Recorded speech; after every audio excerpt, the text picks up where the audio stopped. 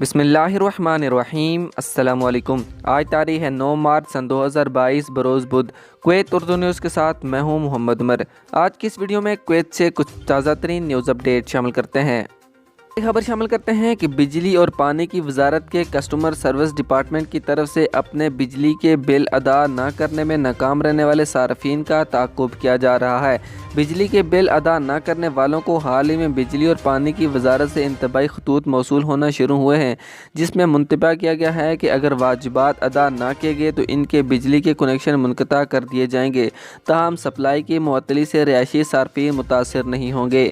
वजारत के एक ज़रिए ने एक अरबी अखबार को बताया है कि वजारत फ़िलहाल इन गाहकों के लिए अपनी खिदमात मुनक़ता कर रही है जिन्होंने कर्ज़ के मुआहदों पर दस्तखत किए हैं लेकिन फिर भी वक्त पर अपने बिजली के बिल अदा नहीं किए। अहम खबर शामिल करते हैं कि कुवैत में एक एक्सपर्ट को घरेलू मुलाजमत से मुलाकात के बाद मुल्क बदर कर दिया गया। रोज़नामा लम्हा की खबर के मुताबिक अल-फरवानिया गवर्नरी में इस गैर मुल्की को सिक्योरिटी के चीफ की तरफ से इंतज़ामी जलावतनी के डायरेक्टोरेट को भेजा गया ताकि इनकी बेदखली की तैयारी की जा सके। एक सिक्योरिटी ज़राए ने बताया कि पुलिस को बदून के रिहायशी की तरफ से एक रिपोर्ट मौसूल हुई जिसमें बताया गया था कि एक्सपर्ट को इसके घर में गैर कानूनी तौर पर दाखिल होने के बाद पकड़ा गया।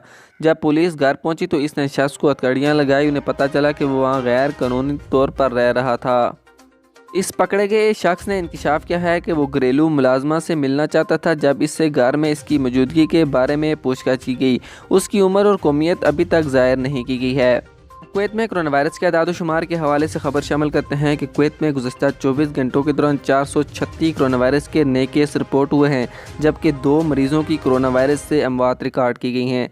कुवैत के मुख्तलिफ अस्पतालों में ज़ेर इलाज मरीज़ों की तादाद 137 है, जिनमें से इंतहाई निगहदाश्त यूनिट में 22 मरीज़